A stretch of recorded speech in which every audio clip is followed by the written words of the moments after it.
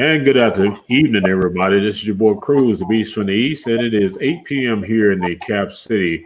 Thank you for joining us, and I have a terrific panel with me tonight. But before we get started, I want to thank our gold sponsors, Ms. Pamela Jones, who again sponsors this program, and also Dr. Jonathan Shepard, MD, psychiatrist, and also medical director of Hope Health Center in Baltimore, Maryland. Thank you all for sponsoring Cruz Radio 102.8 TV Live. Again, I got two of the best in the business with me this evening, Miss Community Clovia Lawrence and Mr. Kim Grinnage with us. And thank you all for being here. Thanks for having us. Absolutely. Thanks for having us. And a big shout out to all of your sponsors. That's big, Cruz. Well, you know how this goes. You have to beg, plead, and then you have to sell a few cans on the side to make sure that you can keep the lights on. We're all familiar with that, right, Kim? Especially in a pandemic. That's bigger than big. Yeah. Well, I like for you to start with you, Clovia.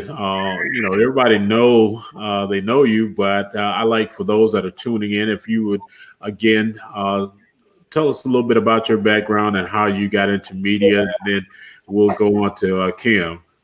Real short. I've been blessed to spend 34 years in the radio broadcast arena, starting at my humble days on the campus of Virginia Union University. I actually internship in my field of radio broadcast journalism before I graduated from college. So I actually went into radio in 1986, and then I graduated and I was working at WANT and went on to WENZ, worked for a day, went on to like 98, 94, XL 102, back at like 98, WTVR and WRLH, which was Fox 35, and then landed the gig for Radio 1 Richmond. At first, it was owned by 4 doctors in the city of Richmond, and it was FM 100 Incorporated. And then Radio 1, the big engine out of DC, out of Maryland, purchased us. And so the rest is pretty much history. Radio announcer, hosting parties, commencement speaker, doing documentaries, narratives, you name it. It's just a work thing. And then to sum it all up, to give back to the community in the way that I really, really want to impact the community. I just don't want to be a voice. I want to be able to resource my community. And that's it. That's awesome. Ken? Well, man, it goes back a long way. I'll let you guys do the math. Well, I'm originally born and bred in Brooklyn, New York. That's where I got all of my training. And I moved to Richmond in, I guess 1990. Prior to that, I graduated from St. John's University in Queens in 1979. My launch was based on an internship with a really, really special brother for my first big mentor in the business, Ken Tyler, who really changed my way of thinking about how to be in this business. And I did everything at NBC in marketing, sales, I did a little production. And we just wanted a lifestyle change in 1990, wanted to go south, nicer lifestyle. We didn't know what it was going to be like to be in the capital city, but we moved here based on faith. And I moved to NBC12, WWBT, had several owners since 1990, but I've been there since 1990. I came as an account executive and kind of worked my way up through sales and was very fortunate to become the general manager of the station in 2011. And I've been in that position since 2011 through 4 owners. So it's been a really, really nice ride. I love this city and I love the people that I work with at the station. Well, again, I appreciate you all being here tonight, and we're going to get started with this wonderful conversation that I have in store for us tonight. And on the ticker, you see, Clovia, I have a new toy that I'm playing with. I'm able to act like I'm a big boy with all this. Oh, that's nice. Lower thirds and You're doing good. you gonna put the weather underneath there. Well, you know, we're going to do what we can. But tonight, I'm going to keep it simple so that way I don't look stupid.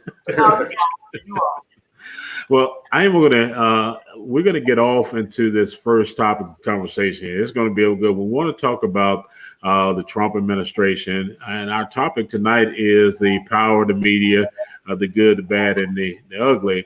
And I want to talk about school reopening. This is just a hot topic right now, and with all that's going on, I'd like to get you all's input. And again, this is a fireside chat, so we're gonna talk about this, and we're gonna talk about it. And I want to say to those that are commenting, as my rule is, I'm like Roland. If you get disrespectful in the comment, it will not be shown. We will not have any disrespect to any guest or any part of this program. So we invite your comments, and you can share your comments. But again, let's keep it real, people. I don't play when it comes to disrespecting guests. So and disrespectful comments as a whole. So let's talk about this school reopening here. And Clovia, since you're in the middle, I'm gonna hit that's not fair. You in the middle. That's fair. I thought it was ladies first. Yeah, exactly. Exactly, For the power media. Let me put it like So what are your thoughts about the school reopening at this juncture? Okay. Well, I have a 13-year-old, a rising 8th grader that's in Henrico County Schools, and the Henrico County administration had sent out a survey. We had about 4 options that we could do. Some of the kids go A and B, Monday, Wednesdays, and Fridays, and some in work and some do learning virtually. I like the suggestions, but at this point, I really want to listen to how we are tracking with the COVID-19 numbers and listening directly to the governor. And he's more than just a governor, because he is a doctor, a pediatrician, and caring about our children. But I think if we really look into the options, there's a possibility. But if we don't flatten the curve, if we don't continue to wear our masks, and use the hand sanitizer when we're going out in public, then I think that will pose a problem for our children. If you ask me as a parent, I don't feel comfortable at all with it. Kids are not going to social distance. They're just not. They haven't seen their friends in forever, since what, March 16th? And we can't force our kids to be in that situation. We will try, unless we just reorganize the school, make the classrooms conducive to 6 feet social distancing. Will the kids be able to wear masks while they're in class? Because we know COVID-19 is airline now. And I think that's a big deal. And these are just some of the things we can think about. Because even if our children are asymptomatic, they could bring it home to us. Moms and grandmas and all of those. And I have my mom living in the house, and my sister would literally hurt me bad if something happened to my mom. And so I just think that we just keep on looking at the numbers. I think that's very important to do, and just listening closely to what the governor is suggesting. But at the end of the day, it is ultimately up to the parents. Ken? Well, first, let me say that I know a lot of times when I'm on a broadcast, people think I'm representing the opinion of NBC12. And today I'm representing the opinion of Kim Grinnage. And then we talk about issues with news, then I'll talk about how we do things.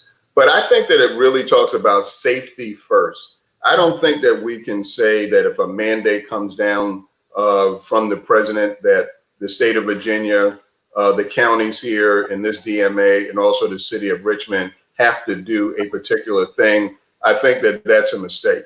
I think that we have to think about what is going on in our local communities, evaluate that, and then how prepared are the schools to bring any students back that parents feel should be able to come back to school.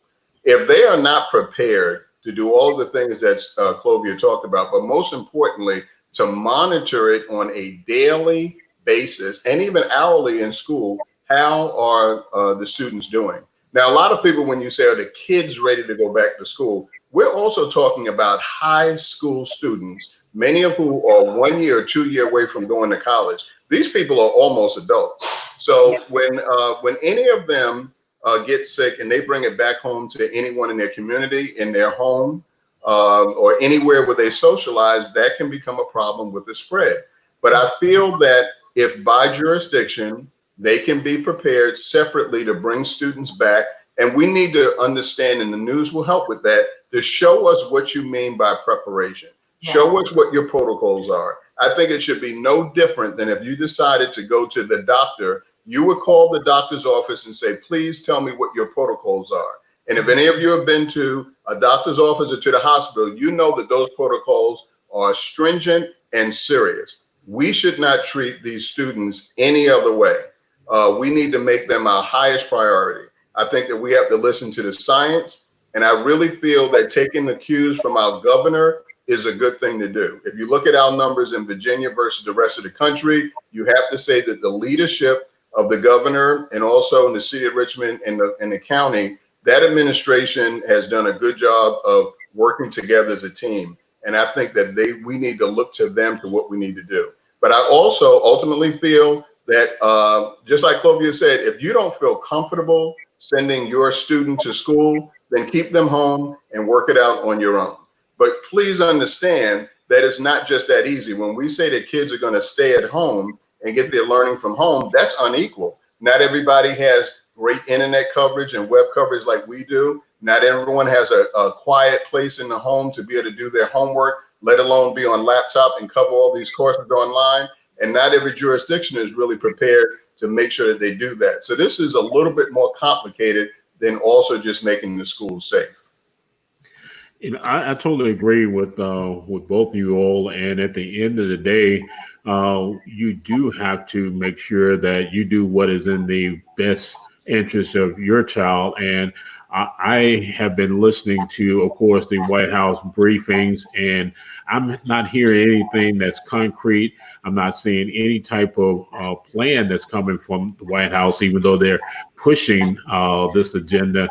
And what really struck me was when his, I think, White House spokesperson started quoting about how the NAACP has stated that it's detrimental to our kids if they don't go back to school in a certain amount of time. Well, we know that, but what's more detrimental is the impact of them going back, getting infected, or as you all indicated, bringing it home to others. I just don't see anything at this particular time that makes me feel comfortable. If I had a child in school, I wanted to send it back. And I'm gonna say this because I'm being a little bit.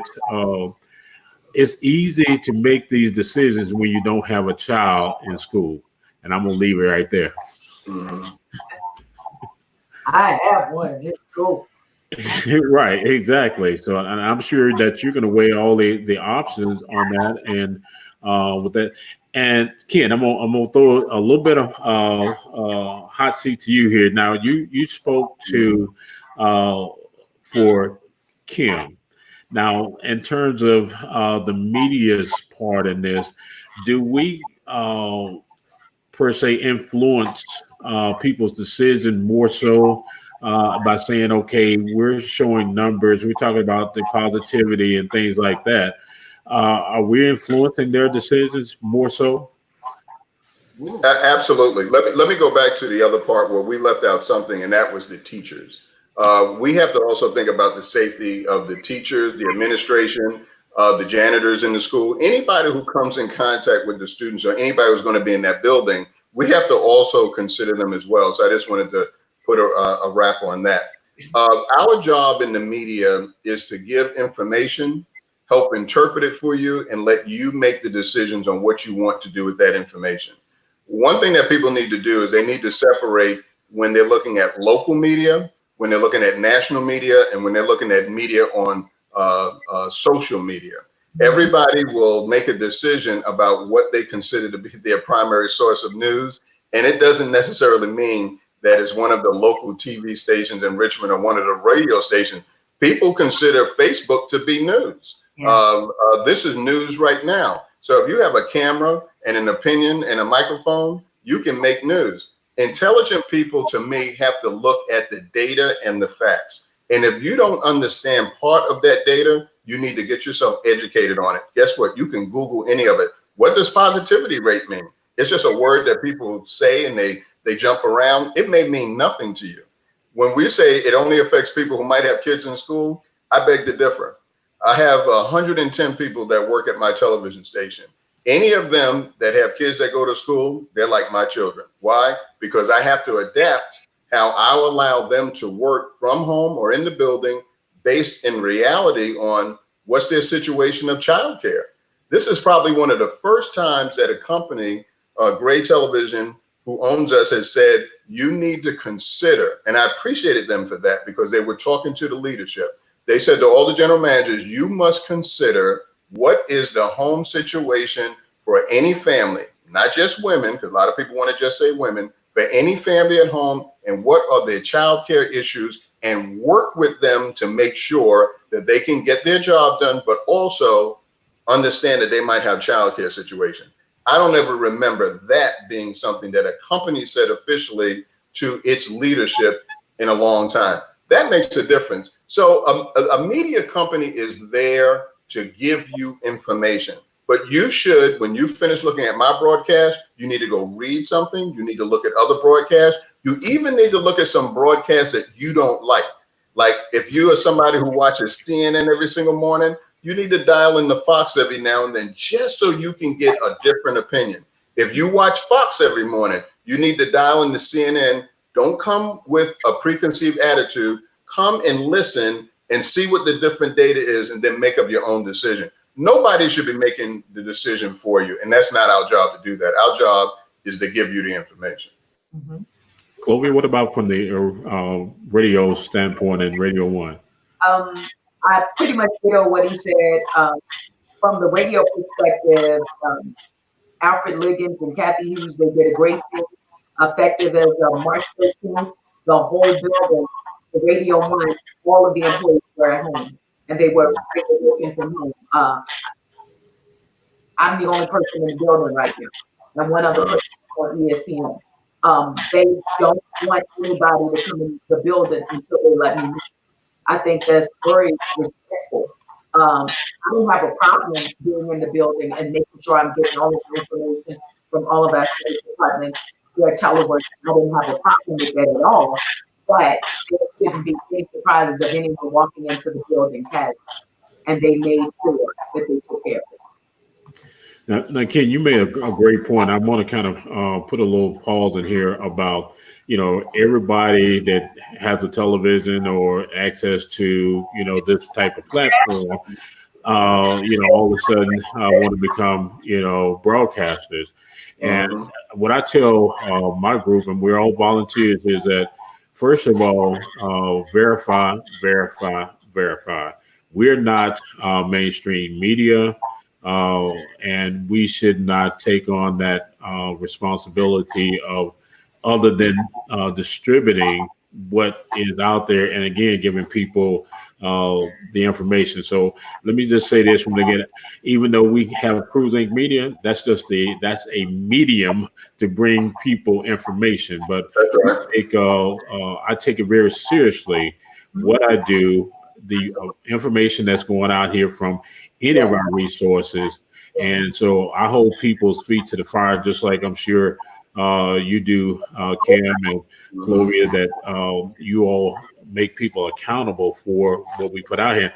And that's I guess the good part is that we do have responsible news sources, and then we have unfortunately, some not so responsible ones as well. Let's do that. So, how has, and again, we were talking about the school opening here, and we talked about, and I'm not going to stay on Trump all night long, I promise you this, but this love-hate that he has for the media, is that also being trickled down to the media from other people, like that love-hate that they have for the media? Does he influence that, or that's just something that comes with the territory, period? All right. No, he definitely influences it because politics more than ever has influenced how people look at the news. Unfortunately, people now look at the news. Now we're going to talk about local news, network news, and cable news, and then all the, because when I say news, it's everywhere. When we do surveys and we ask people, where's the number one place where you get your news and information? Number one is Facebook. Okay, so that's a thing.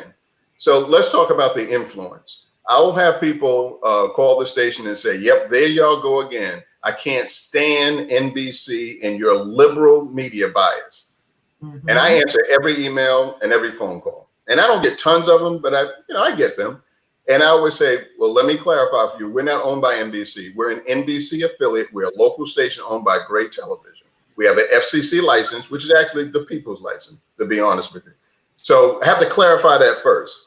And what we do, if you watch our news, we focus mostly on local news that is going on in the local community. But when NBC or the Today Show or MSNBC, however they're viewed, many times that trickles down to us. So if you look at the shows now, and I'm critical, a little bit more critical of, I think, some of the irresponsibility on a lot of the news shows on the left and the right. You used to could watch MSNBC or CNN, and you would actually get a news broadcast in the morning. Now I feel it's become opinion based. And why is that? Because it reflects in the numbers that people want their opinion reflected back to them. How did that start? When Fox made the decision that they were going to go with right-wing conservative news because they said there's an audience who we want to reach specifically. There is nothing wrong with that. That the people who are watching Fox News in the morning feel that they're being served. They say that their news is fair and balanced. Some people may take objection to that. So CNN, I've watched them for years. And then sometimes in the morning I go, well, wait a minute. I want to hear the rest of the story.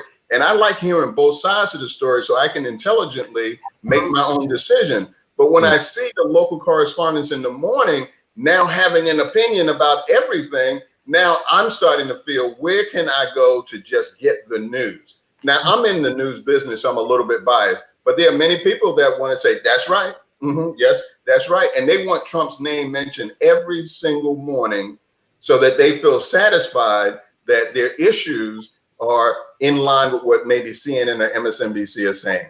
Now, I have a lot of people who don't agree with what I'm saying, but I want my news delivered to me unfiltered. When it's an opinion show I'm watching, then you go ahead and give me your opinion. Go ahead and give me your advocacy. But if you're calling yourself a news show, it's a little bit different. And just don't misunderstand that using Trump's name, guess what? That rings the bell. People want to hear that. If you're on the left, you want to hear negative news about Trump. If you're on the right, you want to hear supportive news about Trump. And if you watch the stations, that's what they do. But our researchers said you will make a mistake as a local TV station. Smith-Geiger, we do a lot of Smith-Geiger research.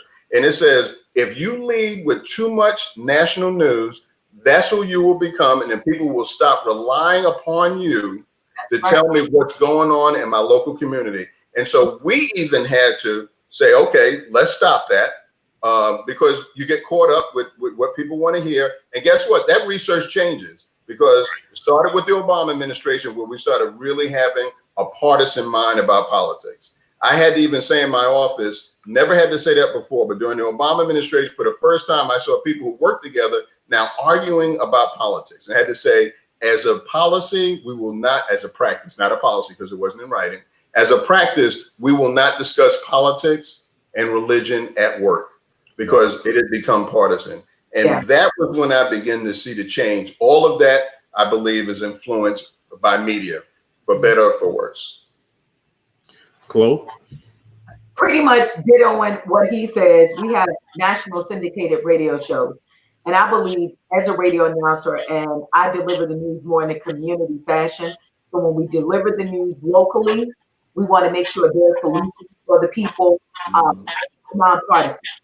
I just can't assume that since we are 80% African-American listenership, the other 20% are not white or other. And so I keep the politics out of it. I just deliver the information with the research, sometimes with the lawmakers, and ask about questions, whether it's about the new laws that are going into effect, when it comes to criminal justice reform, when it comes to grants that are available for issues and challenges in the Commonwealth of Virginia. I don't give an opinion on it. I just give you the truth and you disseminate it however you want to.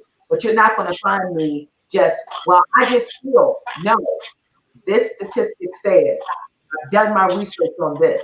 I spoke to a doctor about this. This doctor says the leading edge of science. I was speaking with Dr. Wynn yesterday, the director of the BC Massey Cancer Center. And I said, wow, the leading edge of science. He said, oh, that means you're working it out. You know, and so those are things that you learn it. And so, for example, in the midst of COVID-19 and the coronavirus, I never want to have my opinion in this. Okay. So I go directly to the source. If there's any questions or concerns about the laws, new laws that are going into effect, General Assembly convening, guess what? I go to the lawmakers. If there are challenges or anything that the governor is looking at changing and in the biennial, I go to the governor and I have it on the show. So if I get my opinions out of it and I go to the source, I can deliver the right news to you. And as Kim says, you disseminate how you want to. But if you're coming to Radio 1 while I'm on show, and again, with the national syndicated morning shows, you know, they're bashing, but that doesn't happen locally. So what I do is separate myself of just saying, hey, Chloe is doing the news.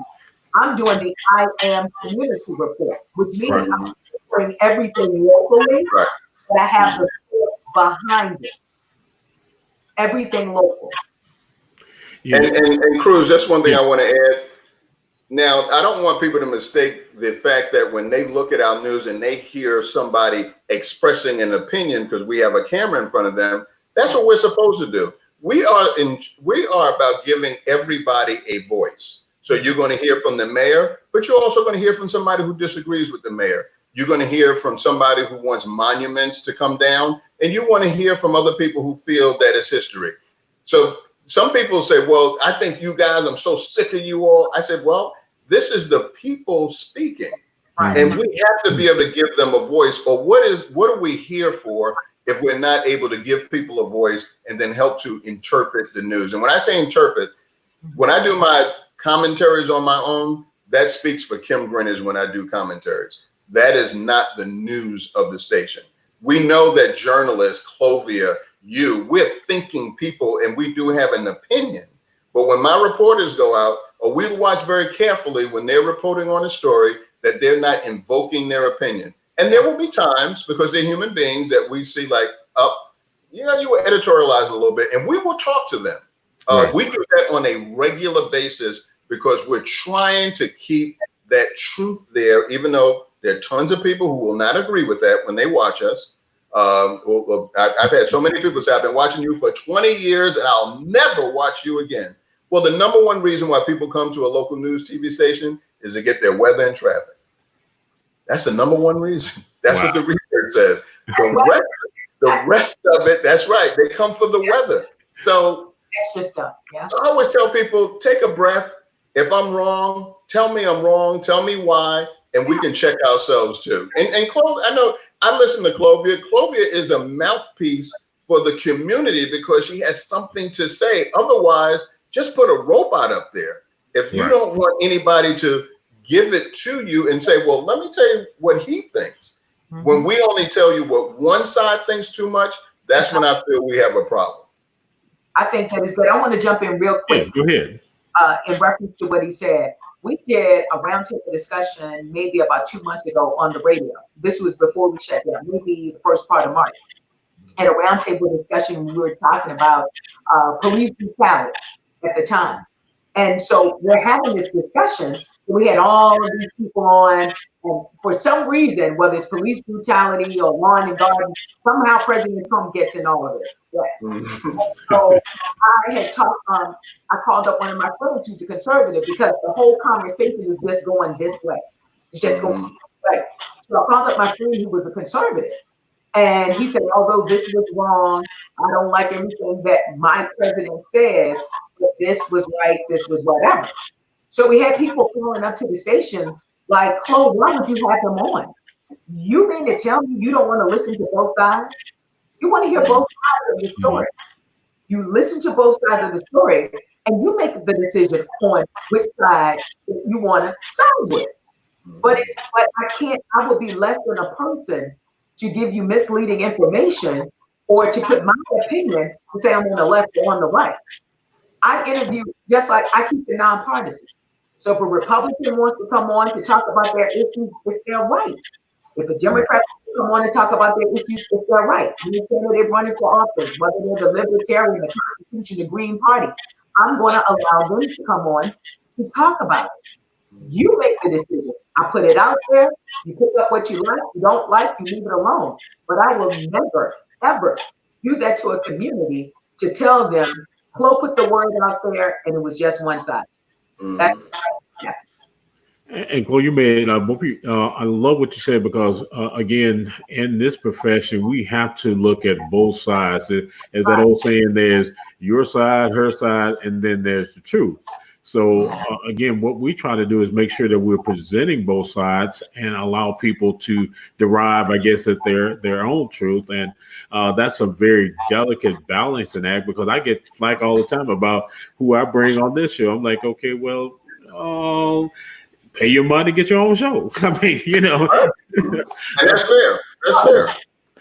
But I understand, and this is why it was important for me to do this tonight, so that we can educate people on, our responsibility in the media, and that don't, throw the baby out with the bathwater. We have to present all sides, and I really appreciate you all taking time out of your schedule to talk about this all important topic to me, because the media, especially during the riots, I saw some very nasty things happening to a lot of the reporters out there, and understanding that that hatred and it filters through.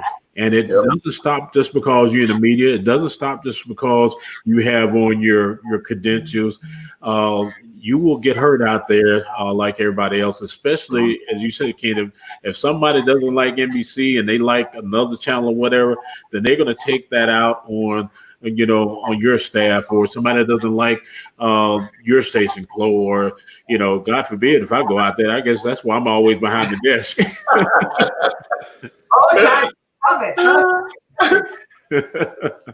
Well, speaking of, we're gonna leave Trump alone. We're gonna go to some of our local things that are going on here, because we got quite a bit that's happening right now. We saw today where Mayor Stoney tweeted about a racist note that he had received, and we talk about progress.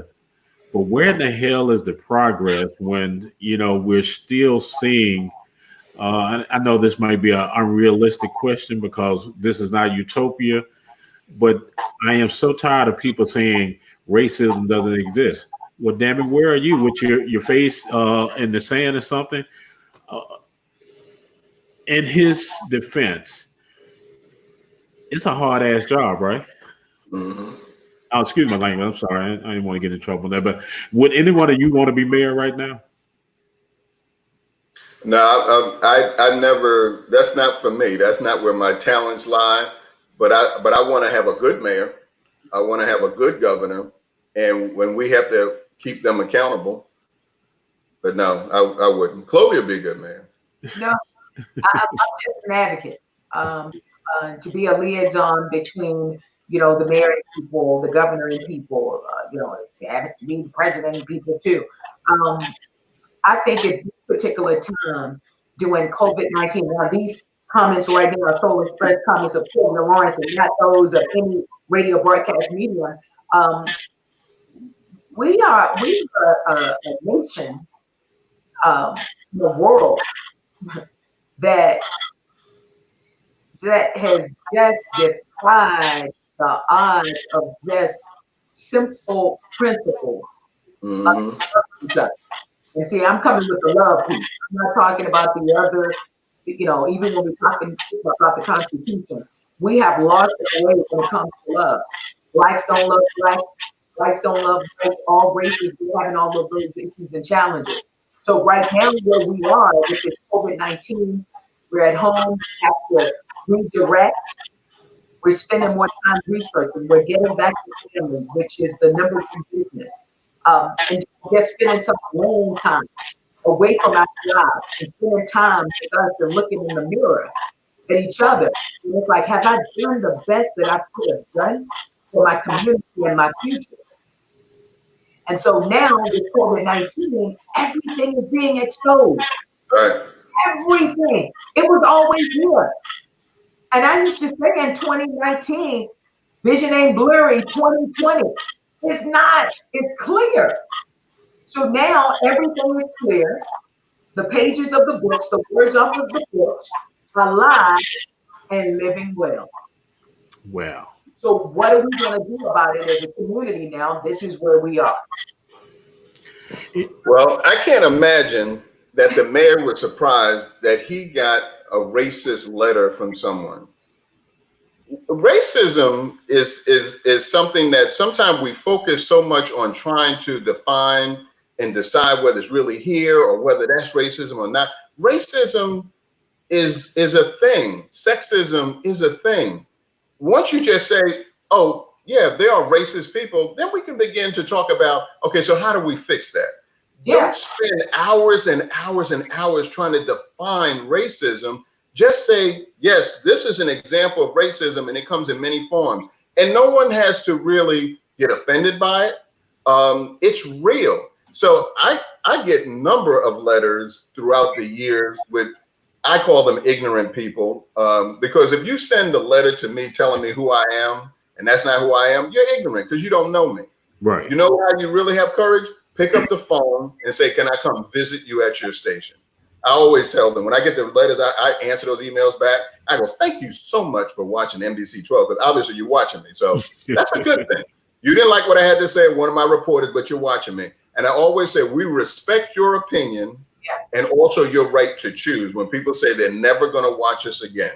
Yeah. And I always say, but if you would like to talk to me personally, here is my mobile number. And I mean it. I have never gotten a call because most of the people who are spewing the racist comments, that's not where you want to spend your time. Someone who is in their mind does not feel that anyone is equal to them.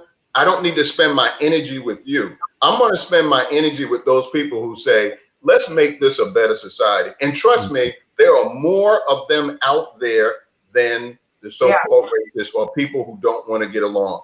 That's where you have to spend your energy, and you have to be willing to listen to both sides or all sides, because there is no one side or the other. There's all sides now.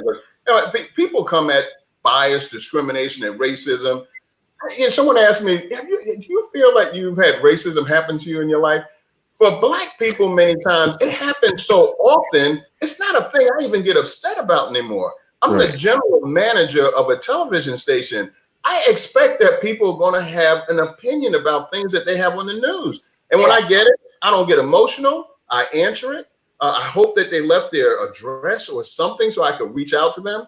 So to me, if the mayor gets a racist note, put it in perspective. He didn't get 100 racist notes, did he? I just said you got to put things in perspective. I don't get 10 racist notes every day. So I'm not going to go crazy and run to my staff and go, oh my God, you should see this. I look at who it is. If they left their email address, oh yeah, we're going to track that and send it to the police, because I think we need to do the work to make sure that you don't hide, because if you're threatening my staff, oh, that's a threat. We take those seriously. But no, I expect that there are people who sometimes don't know how to channel that anger. And they're going to write those notes. But please, if somebody writes a note from a racist, don't say that represents all of the people in Central Virginia that are white. Don't say that represents all the people in Chesterfield County. Just like if a Black person sends something in and you don't like what they said, guess what? We're not monolithic. Clovia and I'm sure if we sat down for an hour, we agree on some things and other things we don't agree on. Right. That's how we make a great universe, by us having different opinions. When we can't talk to each other, that's when racists take over. When that becomes focusing on that person who's a racist, if you continue to do that, that's when I feel you're losing. Let's talk about how to get rid of it. And there are a lot of ways to get rid of racism. You think that there are businesses that are underserved because of racism? Guess what? go spend your money there.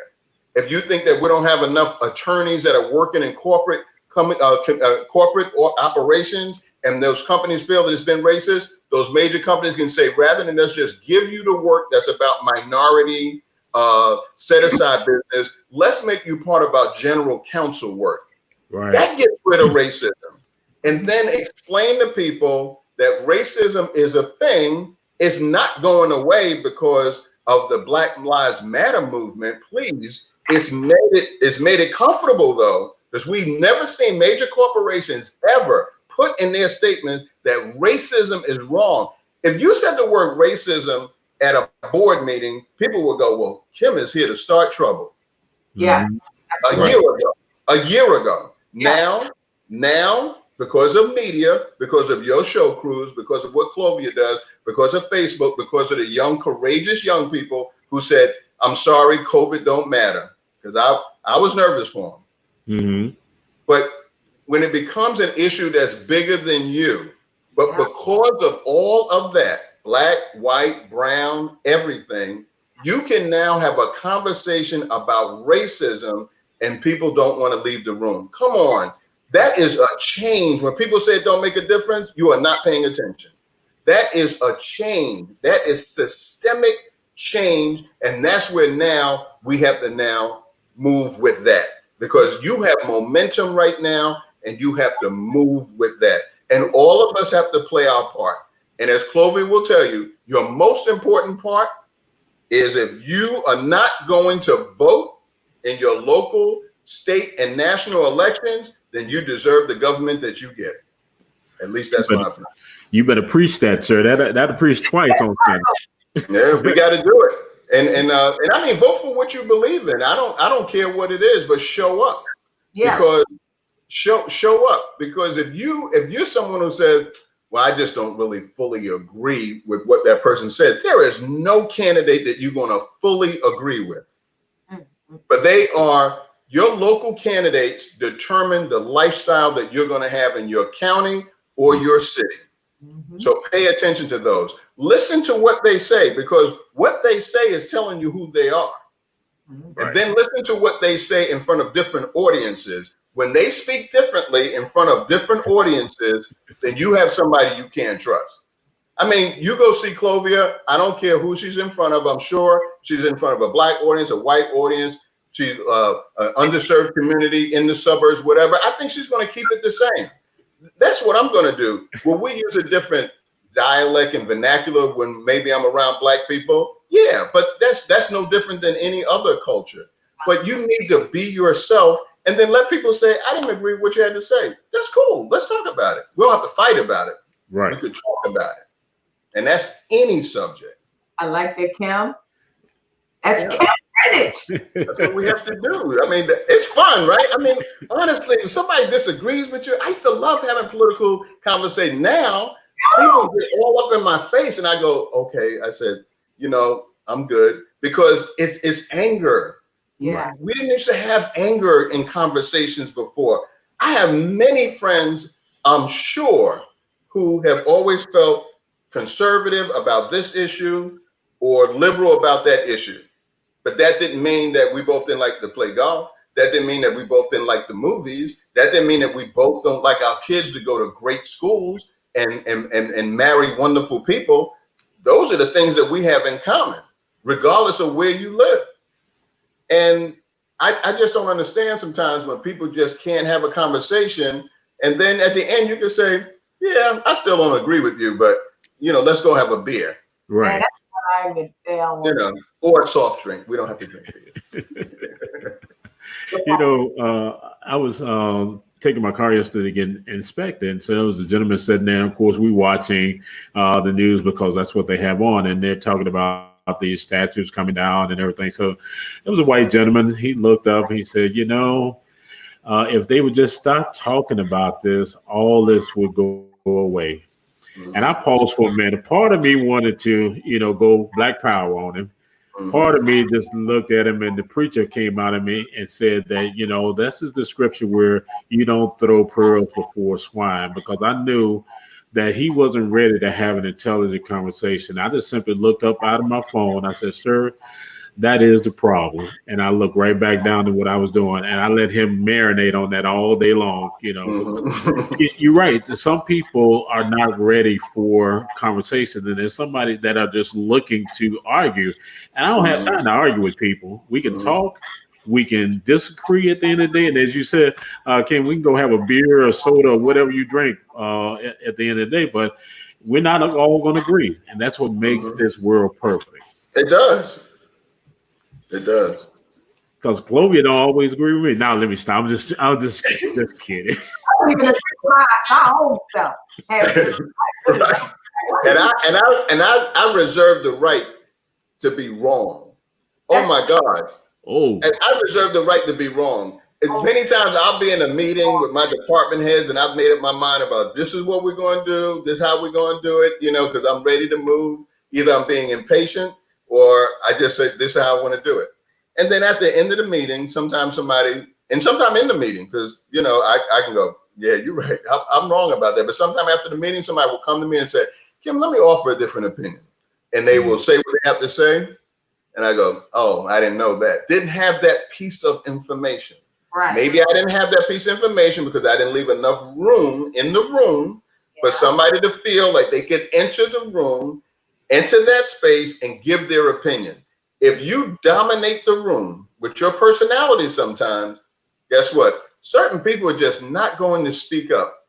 And you want everybody to say something. But I had to learn to sit back as a leader and allow breath in the room. Now, if nobody's talking, unfortunately, as my wife says, I feel like I got to fill the space. And that's to get it going. But guess what? I've been wrong a lot. And I'm good to say, man, I got that wrong. Because, if you can't get anything wrong, you can't grow. And we all have to be able to grow. And I think that sometimes people feel that, wow, they say, I never saw this side of you before on a particular thing. I said, oh, because at work, that's not my job. Right. But you might hear me give a speech, and then I'm giving a reference to how I feel about a certain thing. Well, that's because I'm a thinking person, but that does not mean that's how I'm going to run the television station, because this is the people's TV station. This is not my station. Yeah. And so we have to be able to separate that. But I mean, making mistakes is growth. And I think that that's what we can have in Richmond right now is dialogue, but action. And I think this time you're going to see action. Yeah. Before I start talking about the statues, I want to say to the audience that's out there, if you have any questions, you can put your questions in the comment section and we'll be glad to address them. Or if you want to give me a call, the phone line is open, 804-601-0281. Clovia, I have a specific question that I wanted to ask you as we deal with racism and go on to talk about the statues. And then that other last hot topic I will let us, we'll end on. For an African-American woman in mainstream media, a Black woman, how has that transition been for you? Or is there, I know there's a long way to go, but how has it been since you started some 30 years ago to now, being accepted in a predominantly white male field? Wow. I had to think about what I wanted to do. I think this broadcast media was my God-given talent. Not a clothes talent, but my God-given talent. So I had to come up with a plan that was going to be conducive for longevity. So, which means that I couldn't get distracted by what I saw.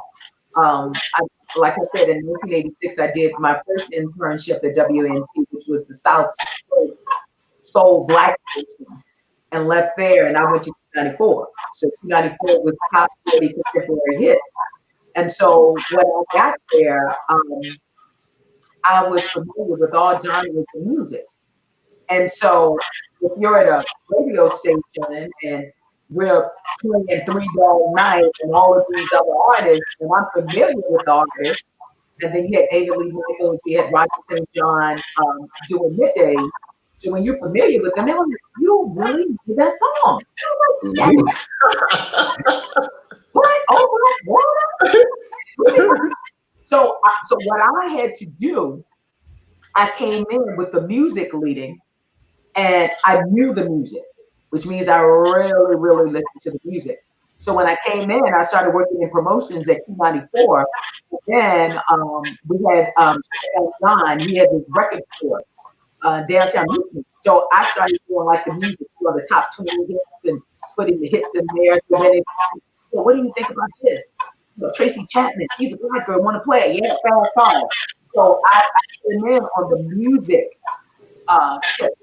So once I was on the music tip, I'm working in the programming department. Then they needed some help. They liked my personality in the promotion. So then I started working in the promotions department.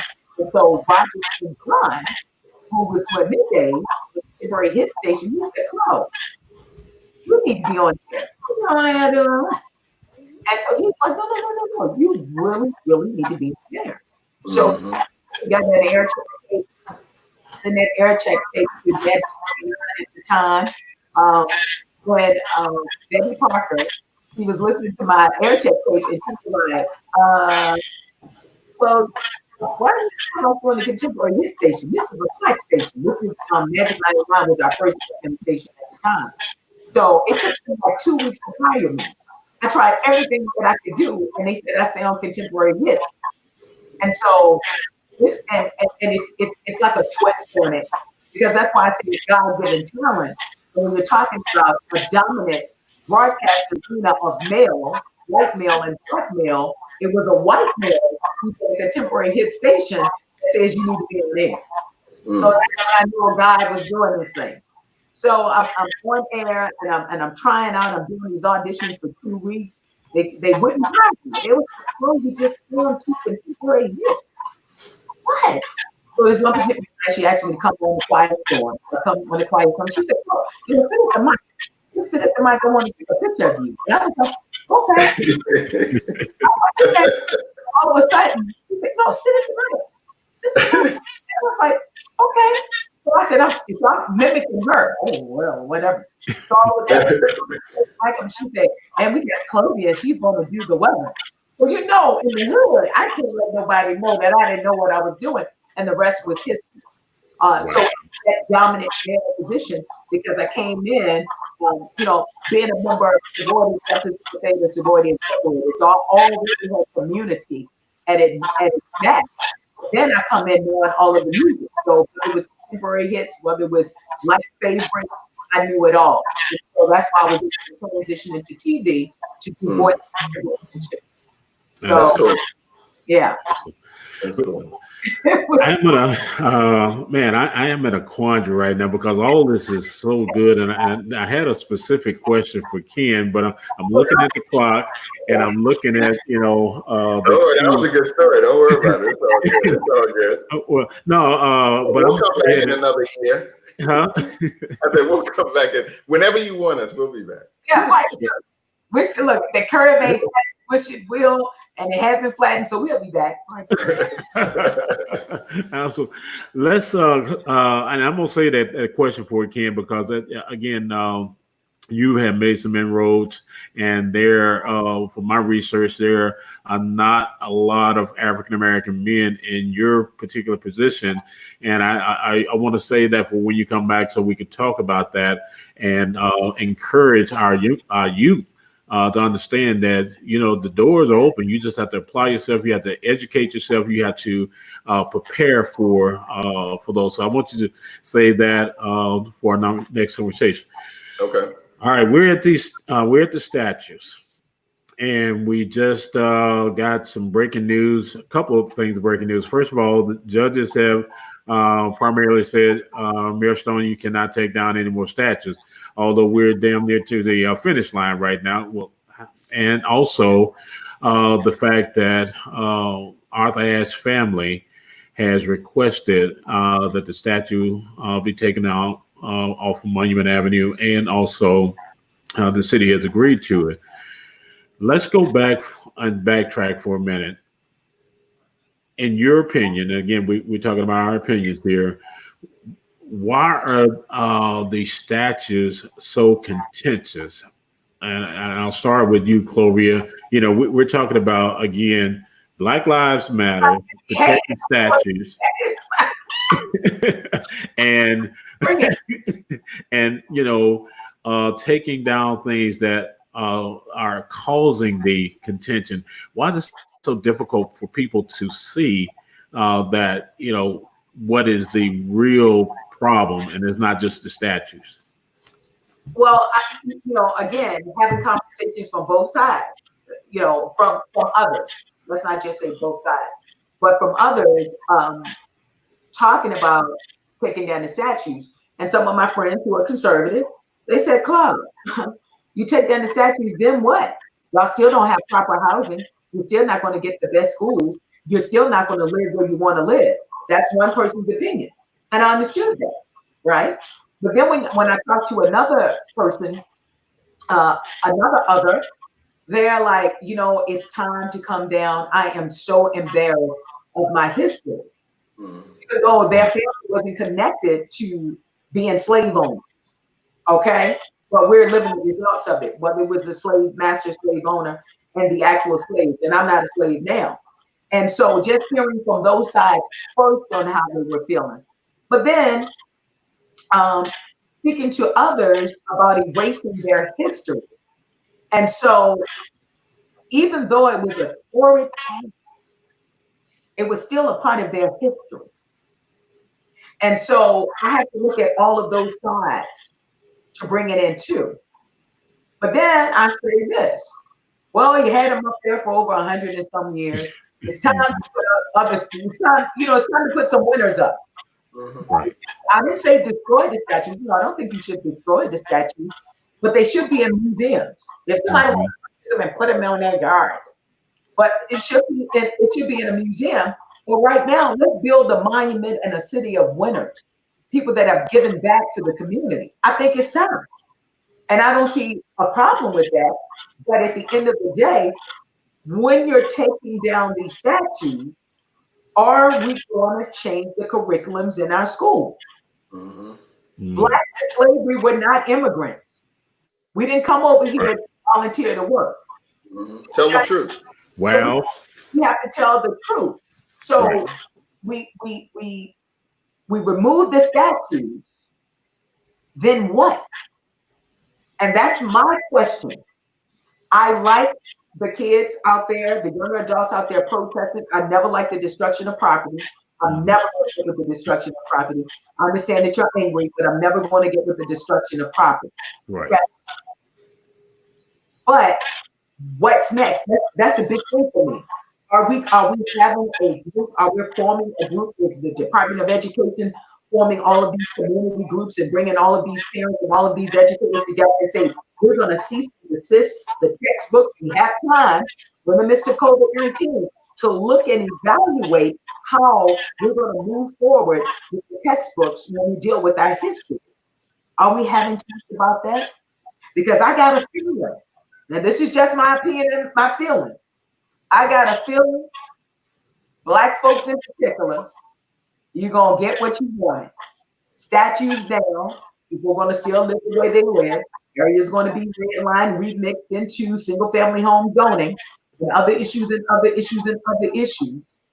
You have a felony conviction, you got a background, right? You're not going to get your record expunged, so you're not going to be able to apply for grants to be a first-time homeowner.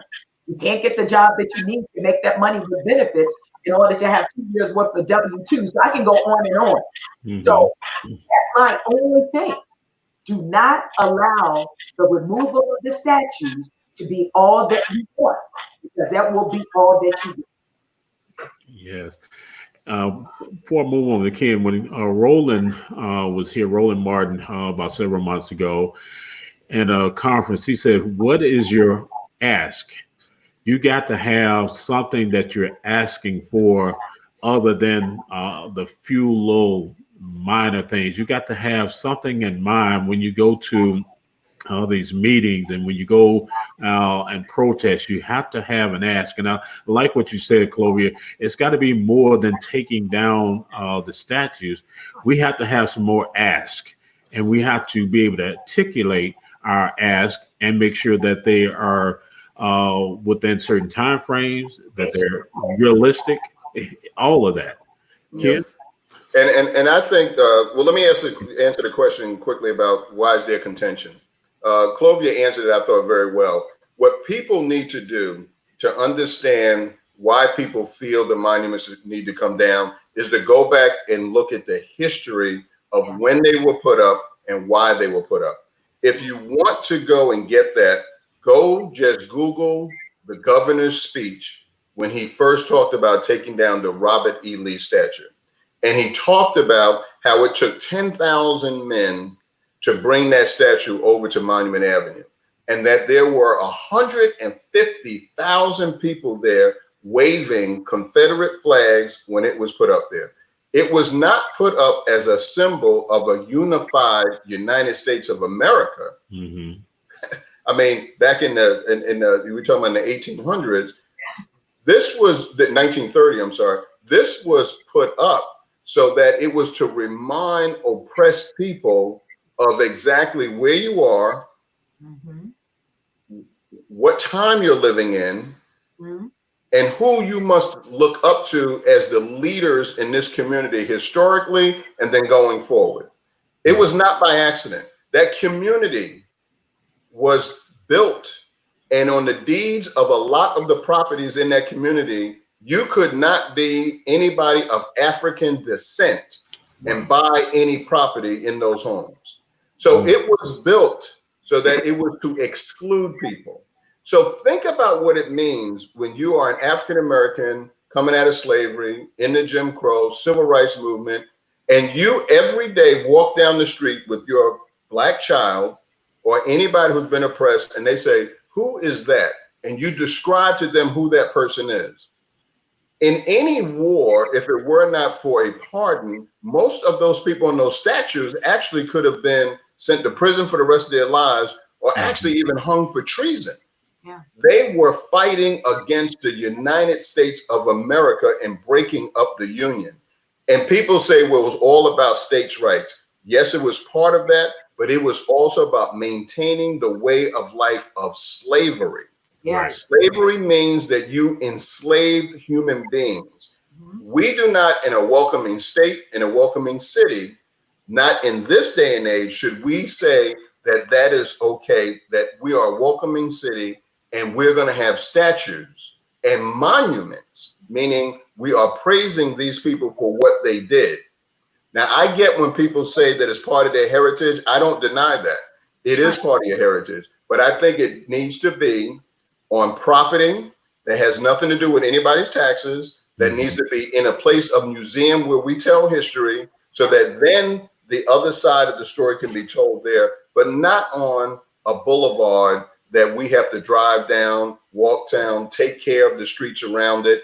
It's just the wrong thing to do. There is plenty of money that is lost every single year, because when people say, where will we take our convention? And they say Richmond, Virginia, they say, yeah, don't they still have all those Confederate statues up there?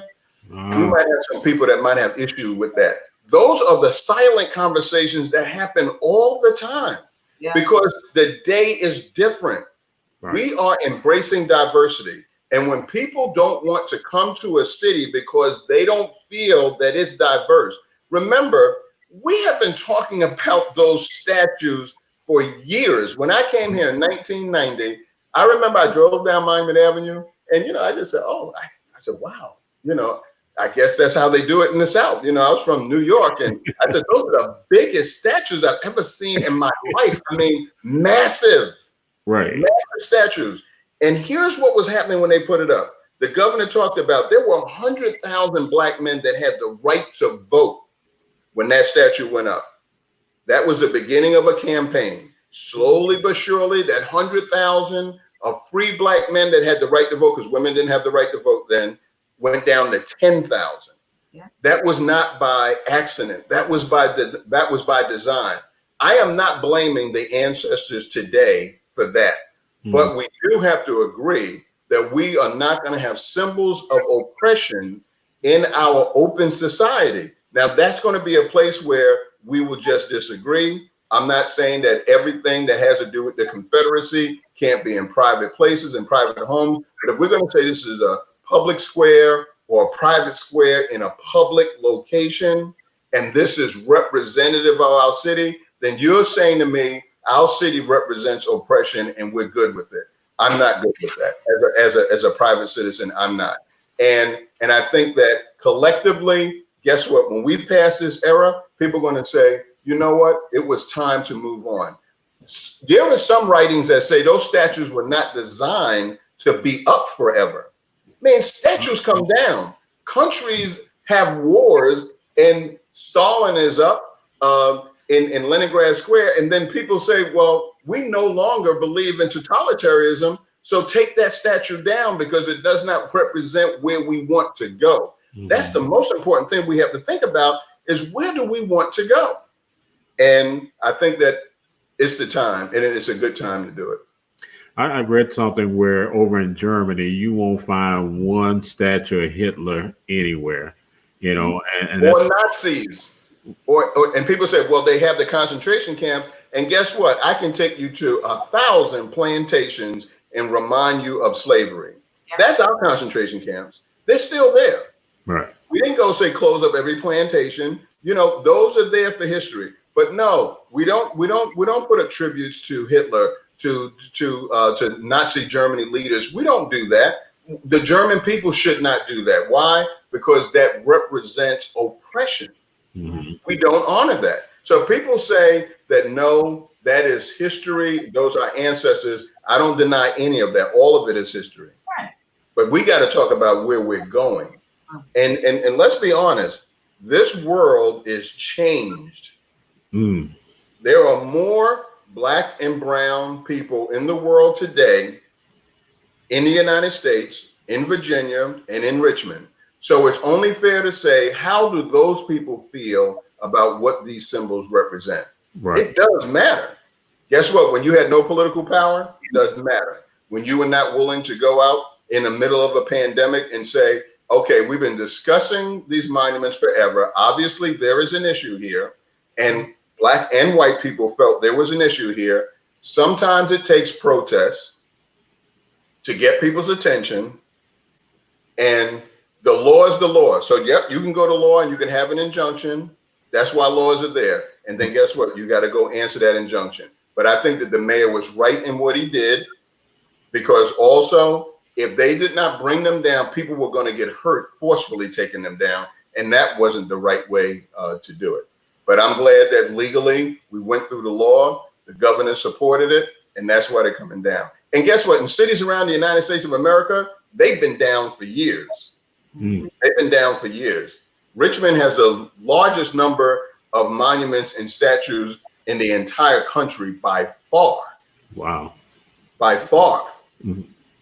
We're going to close out on this last thought here, because we mentioned they talk about the amount of money that's being spent and has been spent, even trying to protect those. And I've seen comments from people saying, and you mentioned this, Ken, that we're going to lose tourism dollars because those statues are not there. That, to me, is just mind-baffling that anybody would try to even argue that we're going to lose tax dollars. I think tourism is going to grow because of the comments I made before about this being a more welcoming city and state, and having courage to have a historic moment that is affecting the entire United States of America. It takes courage to make change. Fear is involved in change many times. I have to respect how other people feel about it. I do. I engage the conversation. Let's look back on this date for those people who feel we're going to lose all this money. Tourism is actually going to grow. People are going to want to come to Virginia to see what change looks like. Also, a lot of African-American tourism is certainly going to come to Richmond and Virginia. So my daughter was in DC getting married, and I said, you need to go back home. She said, Daddy, I have to come down to just see what is going on in Richmond. Wow. Went out of her way to come here for 2.5 hour ride, go look at what was going on at the Lee Monument and turn around and go back to New York. Lots of people will come here, not just for that, but they will come to a place that appears to be more welcoming. And you talk about the change we have to make, that's happening in the state legislature. You're going to see this momentum continue. What's going to happen in local city government, you're going to see this momentum continue. The decisions that corporations are going to make about why diversity is important now, that is happening. My company, right now, today, we had a seminar, hour and a half, talking about diversity, inclusion, and bias. In a very, very, very, wow, we are being honest with our conversations here. Those conversations might be happening right now because they had planned to do it, but guess what? It got moved up on the dial because it's a good moment because people are open to have the conversation. And yes, are there going to be uncomfortable people on that call? Absolutely. I'm not sure that the Zoom conference is the optimum way to do it, but doing nothing is not good. And guess what? Some people are going to call me. You talk about how many general managers we have, and I won't go there. We have 1,100 stations, TV stations in the United States. There are 16 to 20 African-American general managers, period. Is all that due to racism? Absolutely not. Is it due to, I'm not quite sure if I think that that person should be the person running this station. Yes, in some cases, but a lot of it is us doing our part to say, let me show you how you can move into Clovia's position. And I'm going to be a mentor to you and call me about anything. We all have to be willing to take those phone calls and spend time to tell people these are the steps that you can take because I've taken them and this is how you can get there quicker. And the first thing is to say, I would like to be a general manager of a TV station one day. That has to be your vision and you let people know that. Guess what? Many times people don't know what your intentions are. Is this a good time to let companies know what your intentions are? Absolutely. And we don't want tokenism. We just now want to say, okay, so you see now diversity works. When you watch television commercials on TV, that's your first barometer. When you see a Black female banker in a commercial talking to a white couple and she's handling their money, that's the company and the country saying diversity works. Diversity is good for the economy. Any companies that are not embracing diversity, they will not be around in 10 years. Don't take my word for it. It's fact. You have to embrace diversity because it's good for business. It's good for culture. It's good for the United States. It's good for immigration. It's good for everything because people now have knowledge and information so they can express themselves and be who they want to be. That's diversity. When the information was just locked over here and we didn't know how to do it, when in the music industry, it was all controlled by the music industry. But when rappers said, wow, if I write the lyrics, I own the rights to this, I can press my own records, I can own this, I can become a millionaire because I own the most important thing, the publishing rights. Oh, that changed the game. Right. And not just for African Americans, it changed the game for everybody. But people don't know that part of the story. Yeah. So you have to share your knowledge and know that there's enough out here for everybody. The worst thing that we can do is not share what we know and tell people, be bold. We already paved the way. I already sat in the rooms and said, I'm gonna keep my mouth shut right now because I'm trying to make a move. But now you can say, you know what? I think we need to have a Hispanic person in that commercial because we're talking to a community that has 25% Hispanic. We need to have Black people, white people, Hispanic people, and people now watch TV and they don't go, oh, I'm never going to buy that product. Or I'm never going to Wells Fargo Bank because they had a Black man in the commercial talking to a white woman, or God forbid, interracial marriage, or two Black people coming in and they sit down with a Black banker, and that's okay. Yeah. Guess what? Because that's reality. Right. Because you don't see it all the time. But the advertising reflects where we are going. That's powerful. You don't spend your money telling people where you want them to go unless you're looking to be profitable. And so we need to go, yeah, I guess it's okay. Times have changed. Yes, they have. And I've had to grow. We all have had to grow. It's a beautiful thing. I tell people, you have the best time in your lives to express who you want to be, and that can be anything. What else do you want? Hello. I feel like I'd have been to the university tonight. Oh my God. Okay, we started. Clovia, and I'm gonna let you all give some closing words here and thoughts tonight. What would you like to close out with? What are your closing thoughts? My closing thoughts. When we're talking about broadcasting, we're in prime time. We're in prime time, not only in America, but around the world. And this is an opportunity for all communities to come together. And we need to find a medium, because we can't be a divided people and trying to grow. And as Kim said, to move forward. And for the people who know how to love, they need to teach the love and spread the love. And then for the people who are still, see, it's a lot of fear. It's a lot of fear when it comes to others, and having conversation with the other side. It's not so much so that it's all hatred. It's just the fear of the unknown, or the fear that I'm going to lose grip and lose hold. But this message that I want to leave for folks who will watch your broadcast feed is, it's time to get back to love. And for the people who don't know how to love, we want to teach you how to love. And then what I want to say to our brothers and sisters who are in the Black Lives Movement, but we're moving forward. We're the next generation of power fighters for the best for our world, for the next 401 years. From now, giving up is not an option, and you must speak the opposite of defeat. Close. I love everything that you said, Clovia. And I tell people that sometimes we think that in order to make change, that we have to think of something big that we have to do. I tell people, I said, you make change by the small contribution that you make where you are.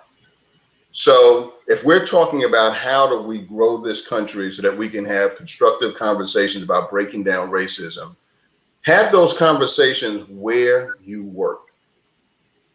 Where you work. Ask somebody, so what do you think about, the monuments coming down? What's your thought about that? Not an argument, listening to how they feel, having a conversation. Very important. What do you think about the diversity in this organization and why that might be a good thing to do because it's good for business and growth? Have that conversation. And you don't even have to have a lot of diversity in your organization to be able to help other people that need that help.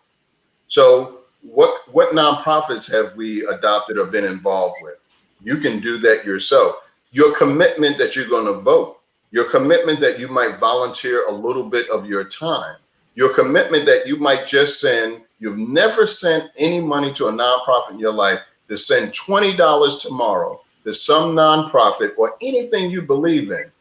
All of us can just do a small part instead of doing nothing. Don't wait for leaders to step up and say, okay, now make the change. No, I got a call from our HR director. I'm the only one of two, but I've only maybe who self-identifies as African-American. I got a call from my HR director and she said, Kim, I know this is uncomfortable for me to ask you these questions. I said, no, that's cool. I know what you want to ask me.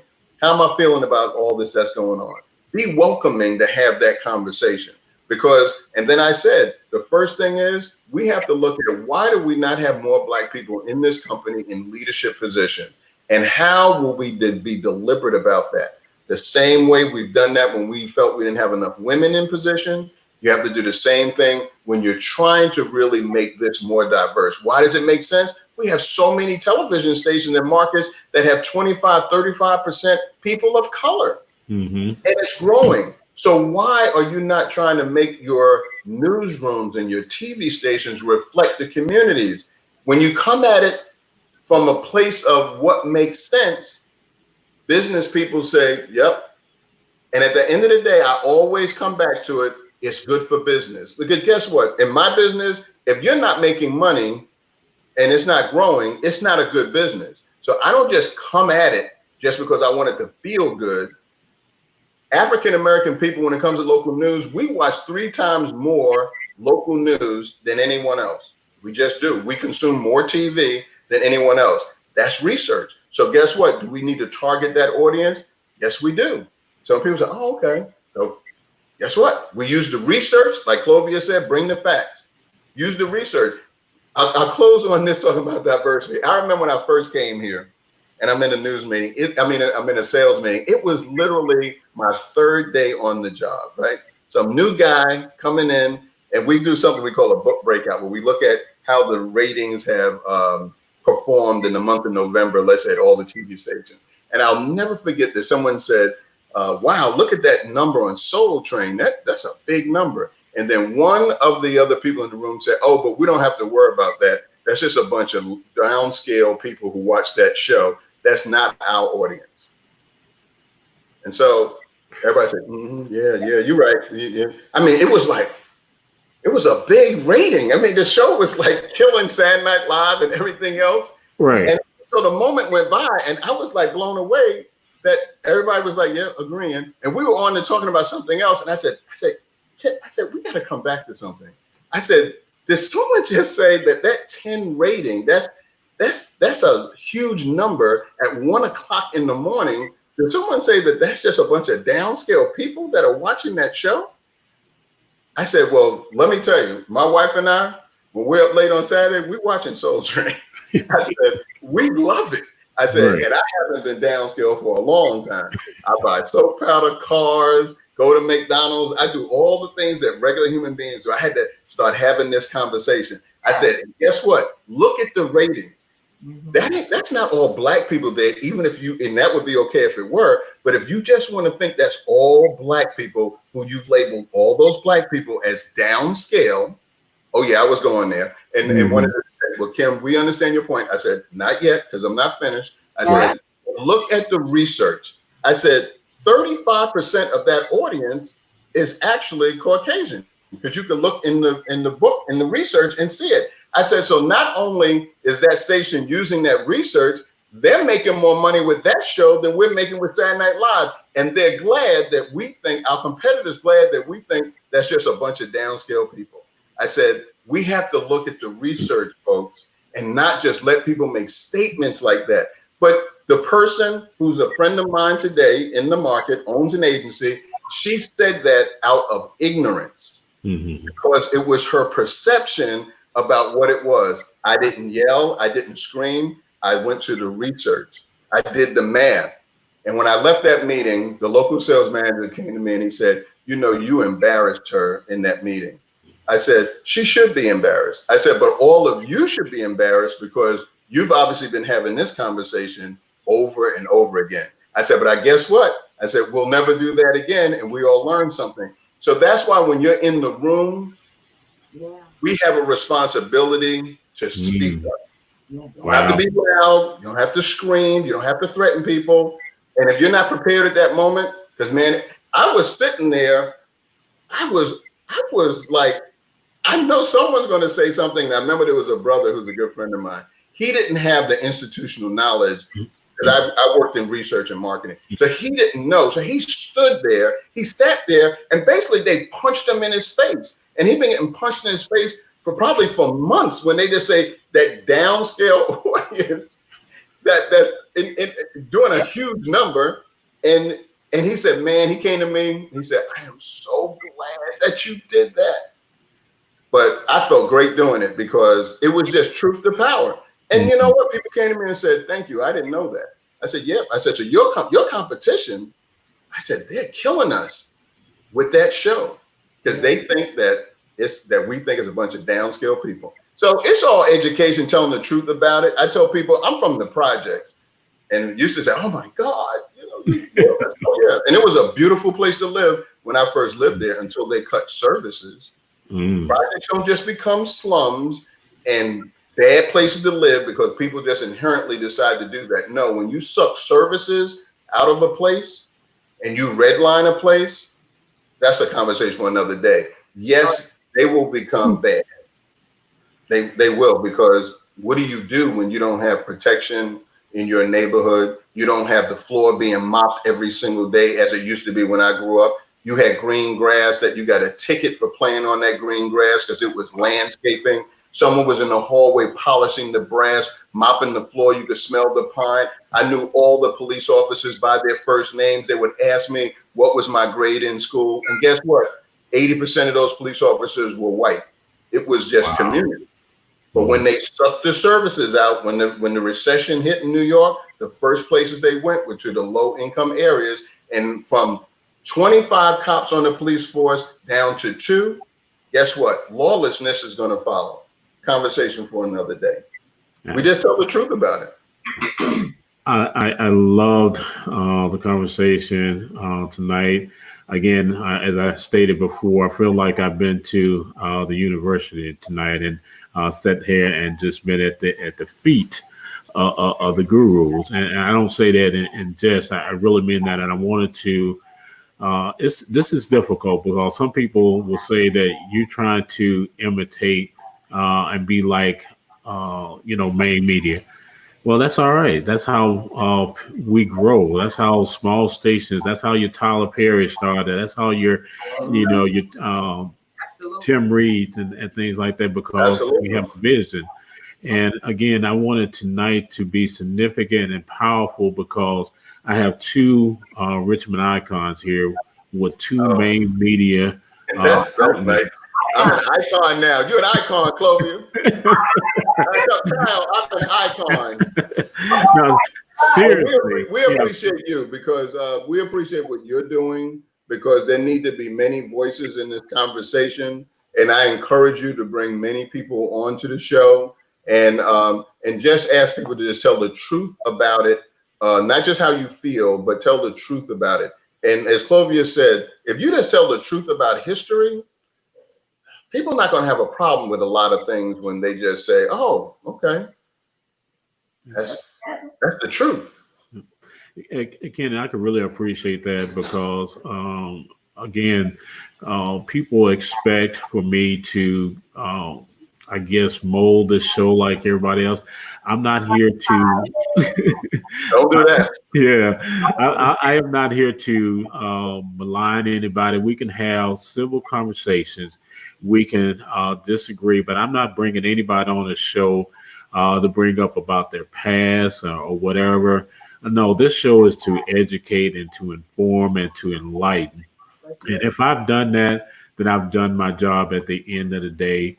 And again, I thank you all for taking time out of your schedule and your family schedule to be here tonight.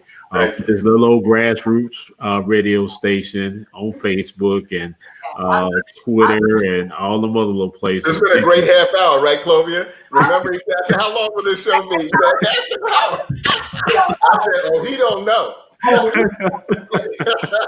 you don't be like this. Oh, well.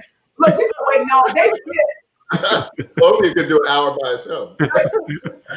Well, but to ditto what Kim said, I think, your show, I watch you when you're out in the community and your news gathering and your information and the right stories, the research, when you reference, you said according to, and perfect. And you can mold and your show into what you want your show to be. If you're going to do your pieces on community, allow the community to be a part of it. Don't allow other people to tell your story. When you do your research for your story, you disseminate it, you break it down, you give them the source, you put it out there, they can take it or leave it. Simple as that. And thanks for the opportunity. Cruz. Yeah. Really appreciate it. I'm looking forward to having you all back because, again, we got a couple of subjects that we didn't. That defunding police departments, we're gonna have to come back to that. So I might have come back for that show. Because I got Well, thanks, everybody. I certainly want to say to our audience, thank you all, guys, for staying with us for an hour and 30 minutes. Because you're right. I thought we'll do an hour and we'll be out of here, and everybody be tea and crumpets before 8:30. But now this has been educational for those that will look at the YouTube channel. It's going to be there. It's on our Cruise Inc. Radio Facebook page. It's on our Richmond VA Things to Do page. It is also on it's all over social media. So yeah, that's right. You guys, y'all, man, I don't know what to say. I'm just gonna say good night. Good night. All right, see you, Clovia. Bye, Cruz. Thanks, guys. You all have a great one. Okay, take care. Yeah. All right, everybody. Thank you again for joining us tonight. We certainly appreciate Ken Grinnage and also Clovia Community Club for being here with us tonight. Love you guys. Love the city. And remember, let's have the conversation. It may be uncomfortable at times, but if we still start having the dialogue, then we're going to be able to progress as a city, and Richmond will be the best city to live and to work in. God bless you all. Have a great night.